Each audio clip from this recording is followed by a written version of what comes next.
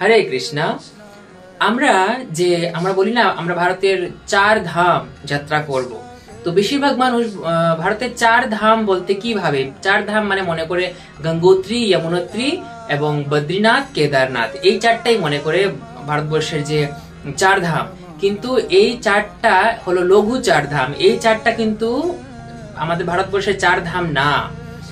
আদিগুরু শঙ্করাচার্য যেটা বলেছিলেন, আদিগুরু শঙ্করাচার্যের মতে আমাদের ভারতবর্ষের 4 ধাম ভারতবর্ষের 4 দিকে অবস্থিত।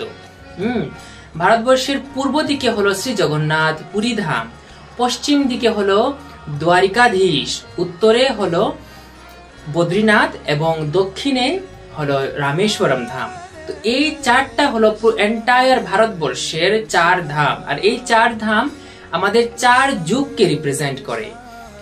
সত্যযুগে বদ্রীনাথ, বদ্রীনারায়ণ, এবং ত্রেতা যুগে রামেশ্বরম, দ্বাপরে হলো শ্রীকৃষ্ণ মানে দ্বারিকাধীশ, এবং কলিযুগে শ্রী জগন্নাথ পুরী ধাম।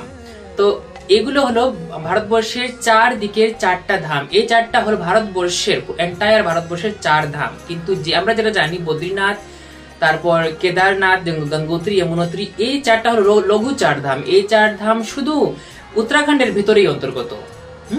তো সেটা কনফিউশন সবার থাকে, সেটা কনফিউশন আজ দূর করে দিলাম। হরে কৃষ্ণ।